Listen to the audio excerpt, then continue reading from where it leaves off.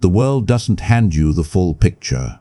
Everyone you meet, from your closest friend to the stranger on the street, spins their story with half-truths, omitting the inconvenient details that expose their real motives. You think you're getting honesty, but what you're really getting is a carefully edited version where they come out as the hero and you're left guessing the rest.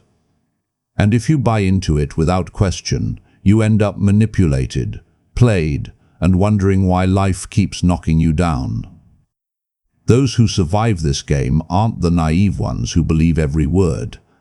They're the ones who spot the gaps, the hidden agendas lurking behind the smiles and assurances. They thrive because they understand that truth is a weapon, wielded selectively, and those who master it don't just endure, they dominate. Let me define this for you. The psychology of half-truths and hidden agendas. It's that sharp awareness that every conversation is a battlefield of incomplete information, where people reveal just enough to advance their goals while concealing what could undermine them. Picture it like a shadow play. You see the outlines, the movements that draw you in, but the real puppeteer stays hidden, pulling strings you didn't even know existed.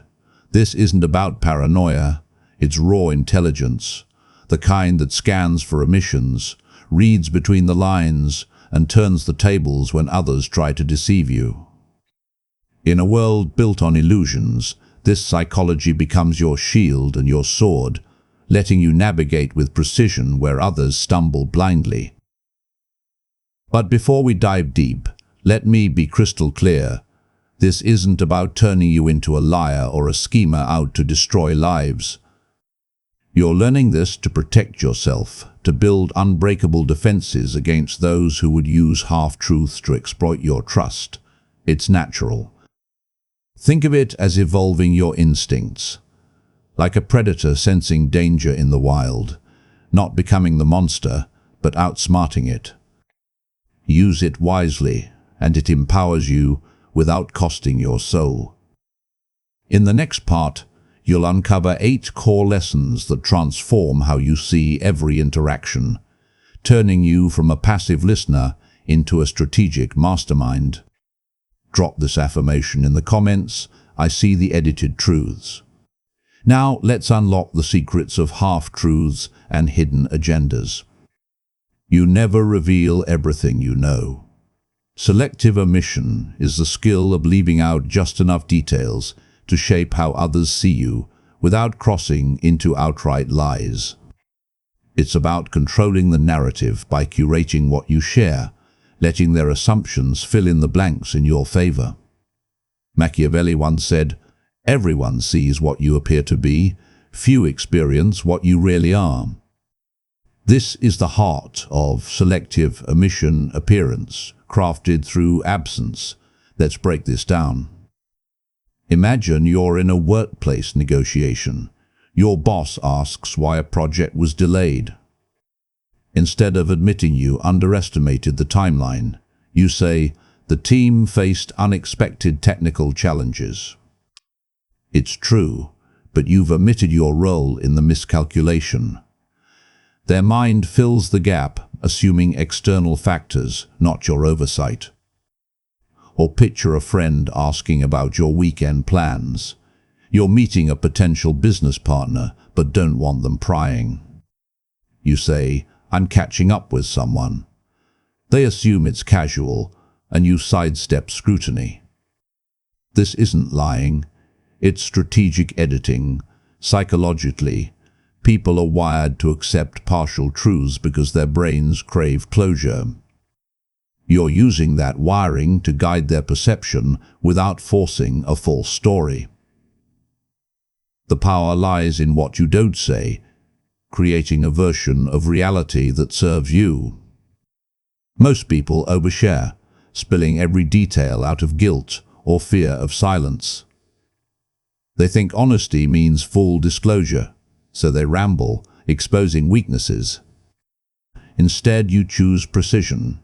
You say just enough to satisfy, leaving out what could be used against you. Notice the difference. The oversharer loses control. The selective omitters steer the story. Now, apply this deeper. In professional settings, omit details that weaken your position, like not mentioning a failed pitch when discussing your track record. In personal life, skip sharing insecurities with someone who might exploit them, like a competitive sibling. Socially, avoid revealing your full strategy in group dynamics. Let others underestimate you. This doesn't mean being secretive for no reason.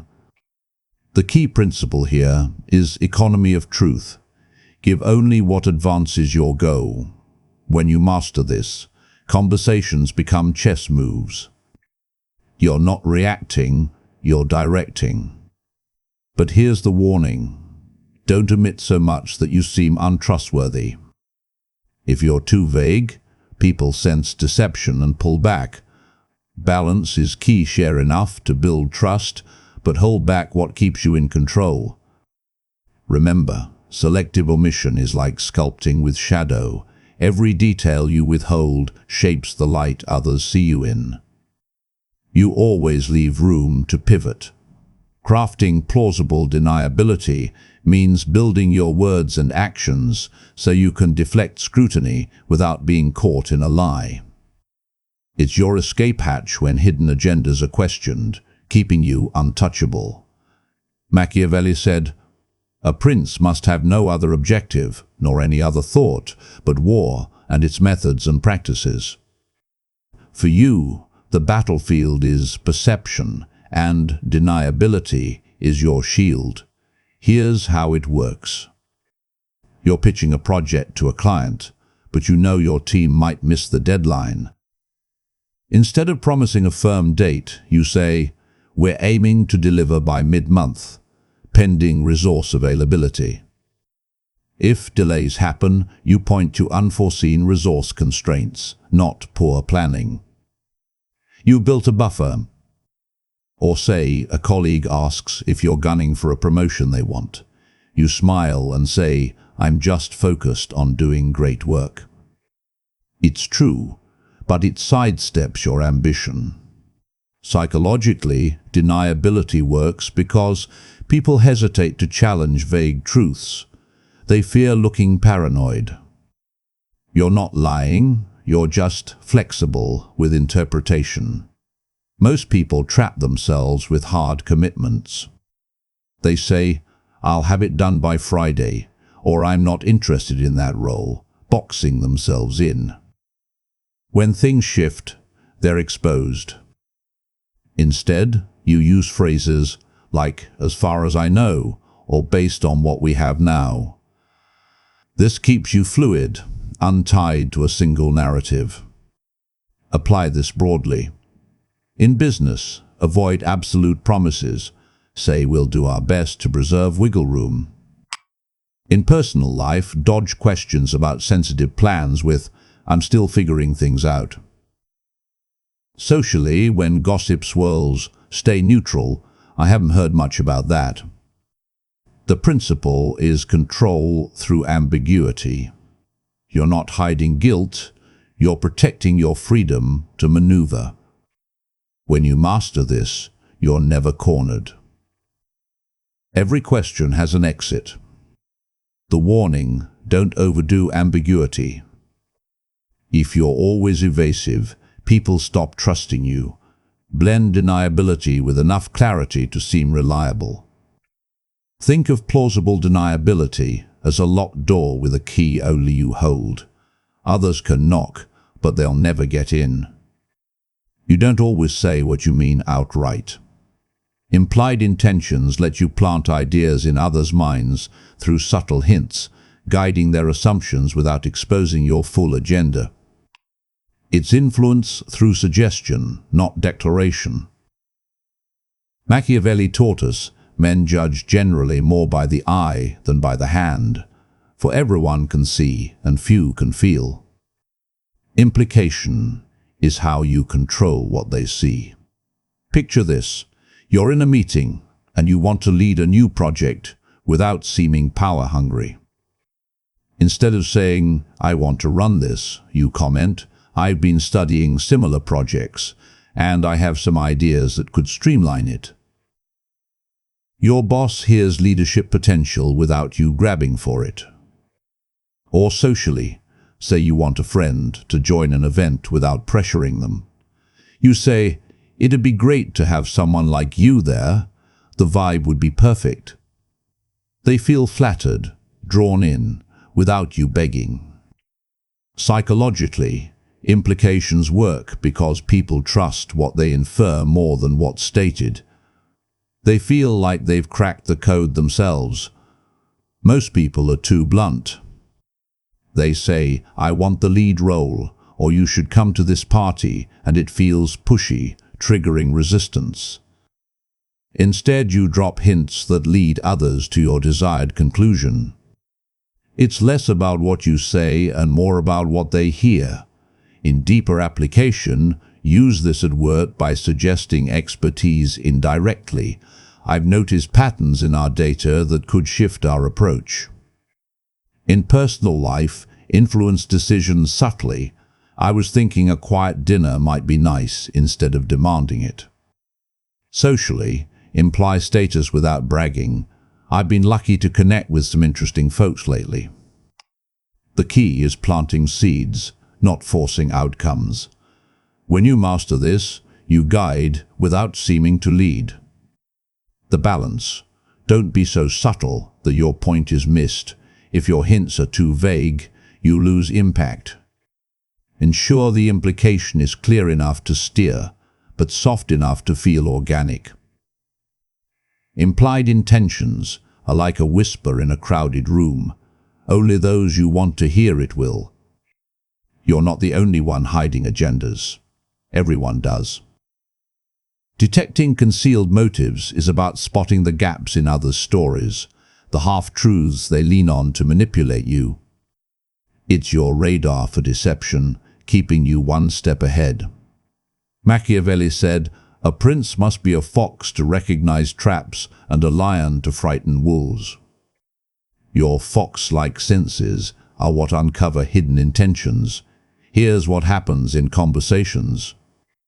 Someone pitches a great opportunity at work, but their enthusiasm feels forced, and they gloss over specifics.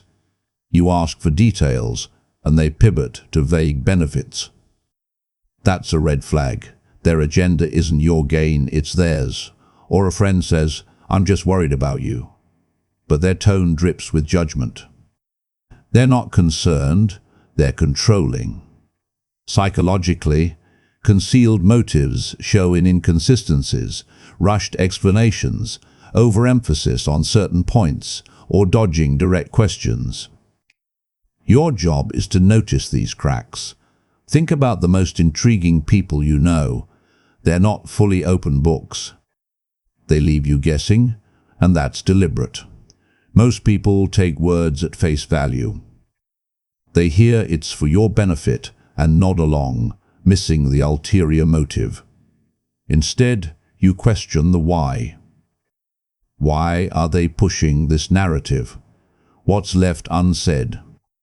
Look for verbal cues like deflections, "Let's not get into that," or physical ones like fidgeting when pressed. Apply this everywhere. At work, if a colleague oversells a team effort, they might be angling for credit. In personal life, a partner's vague, "I'm fine," could hide resentment. Probe gently. Socially, when someone name drops excessively, they're likely inflating their status.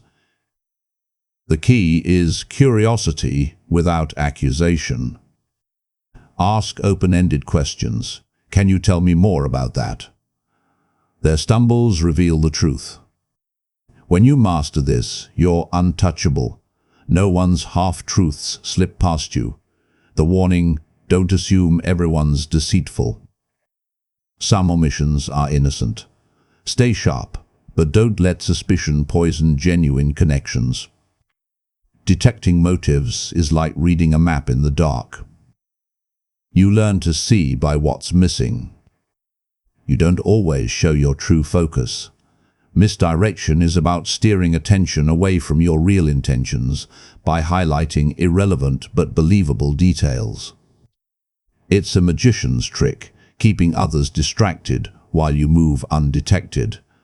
Machiavelli wrote, "Men are so simple and so much inclined to obey immediate needs that a deceiver will never lack victims for his deceptions." Misdirection is your tool to guide their focus.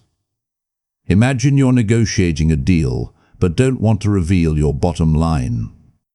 You emphasize minor details like delivery timelines or add-on features. While staying vague on price, the other side fixates on those, not your core terms. Or socially, you're avoiding a sensitive topic at a family gathering.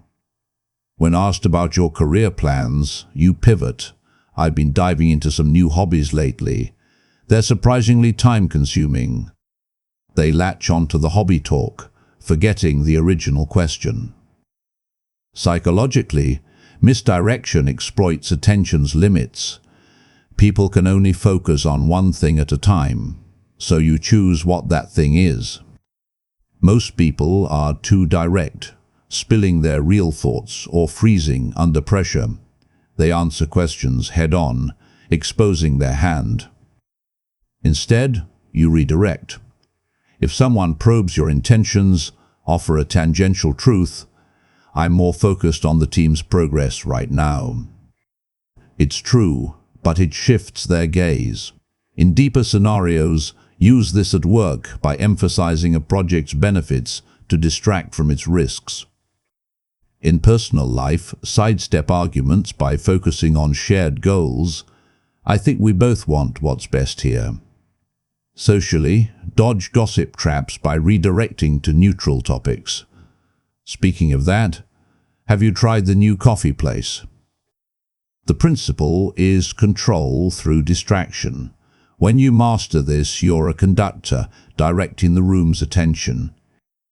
The balance: don't misdirect so much that you seem slippery. If you're always dodging, trust erodes. Pair misdirection with enough honesty to stay credible. Misdirection is like a sleight of hand. While they're watching one move, you're winning with another. You shape reality by choosing which truths to amplify. Building narratives with half-facts means constructing stories that are technically true, but tilted to favor your position. It's storytelling with an edge, designed to persuade without fabrication. Machiavelli said, "The great majority of mankind are satisfied with appearances, as though they were realities." Your narrative is the appearance they buy into. Here's an example. You're pitching for a leadership role. Instead of listing every qualification, you say, "My last project boosted team output by 20%. It's true, but you don't mention the team's heavy lifting or external factors. The listener assumes you're the key driver. Or in a social setting, someone asks about a recent trip. You say, "It was incredible, met some fascinating people." You skip the stressful parts, painting a curated picture. Psychologically, half-fact narratives work because people crave cohesive stories. By giving them select pieces, you let their minds build the rest in your favor. Most people either lie outright or overshare, weakening their story. They fabricate details, risking exposure, or include irrelevant facts that dilute impact. Instead, you select truths that align with your goal. If you're defending a decision, highlight the one reason that sounds noble, not the selfish one. Apply this strategically. At work, frame setbacks as learning opportunities. This challenge showed us where to improve. In personal life, shape perceptions of your choices. "I moved to prioritize my growth sounds better than I was bored." Socially, craft your image with selective highlights. "I've been diving into some new projects," implies success without specifics. The key is choosing facts that build a compelling, believable story. When you master this, you control how others see your world. The warning: don't cherry-pick so blatantly that you distort reality. If your narrative feels too polished, it raises suspicion. Blend enough grit to keep it real. A half-fact narrative is like a painting. Every stroke is true, but the picture is yours to design. You're not just a player, you're a fortress. Defending against deception means sharpening your mind to spot and neutralize others' half-truths before they trap you. It's about building mental armor that keeps you unmanipulatable.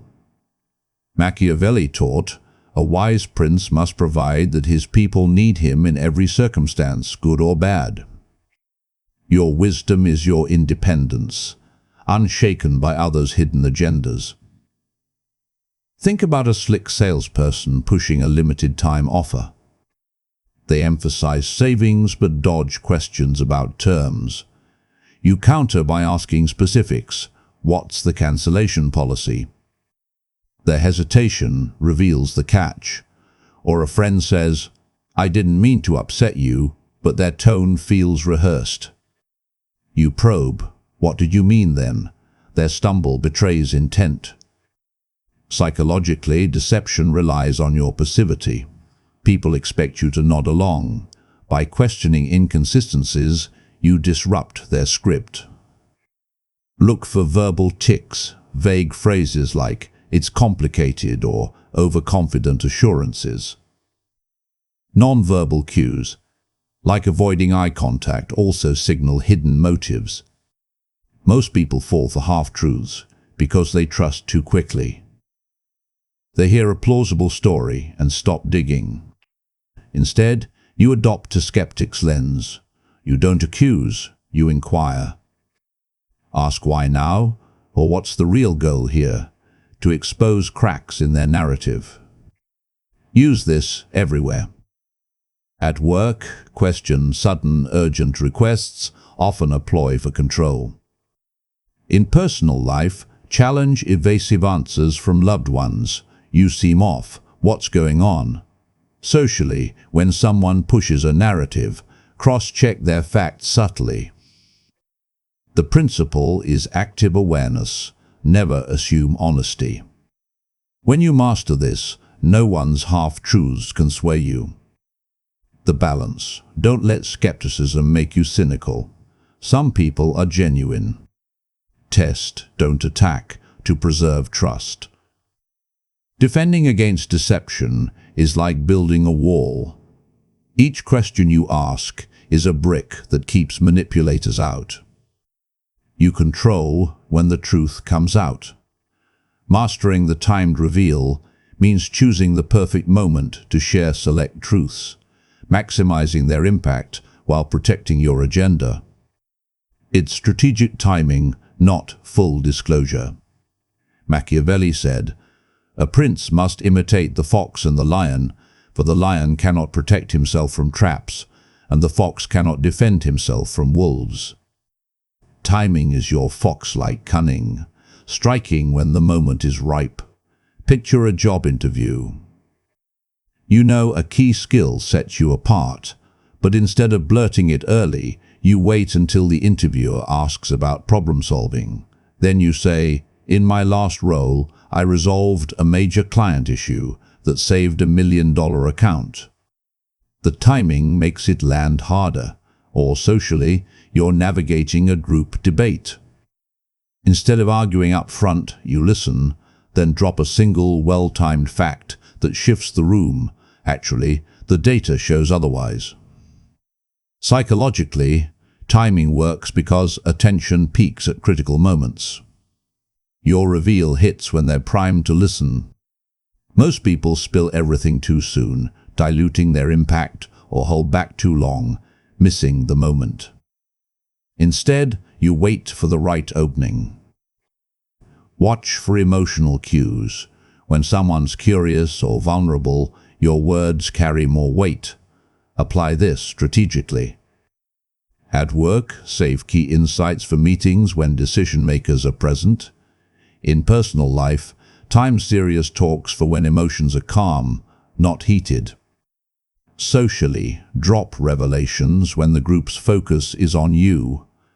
The principle is precision. Truth is a resource, and timing is its delivery system. When you master this, your words don't just inform, they command. The warning, don't delay so long that you lose trust. If you always withhold, people see you as manipulative.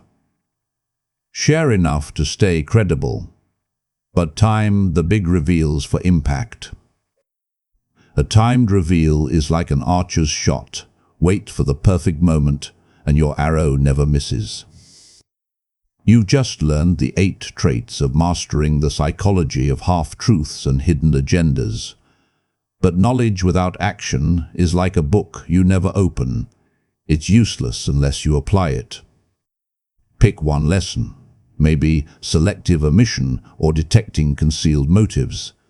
Practice it for 7 days. Don't try to master all 8 at once. That's a recipe for overwhelm. Start small.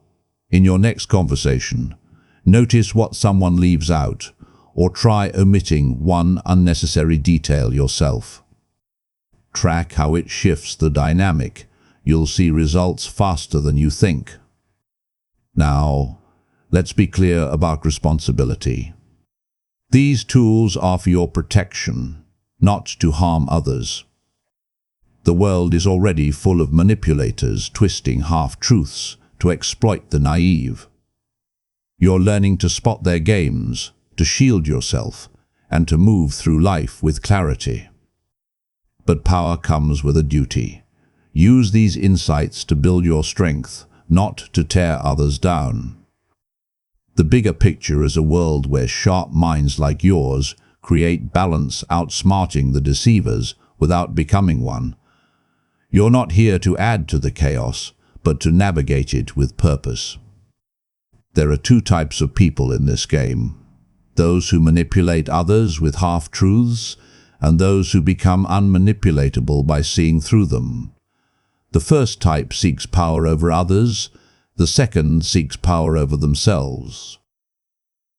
You're not learning this to control people, but to control your own path, to stand firm against those who use your trust against you. So, which kind of person do you choose to be? If this hit home, smash that like button. It helps spread this knowledge to others who need it. Subscribe and hit the bell so you don't miss the next dive into dark psychology. In the comments, answer this. Which lesson are you practicing first, and why? Let's start a conversation. Stay strategic, stay ethical, stay powerful. Truth is never lost. It's just edited by those who fear being exposed.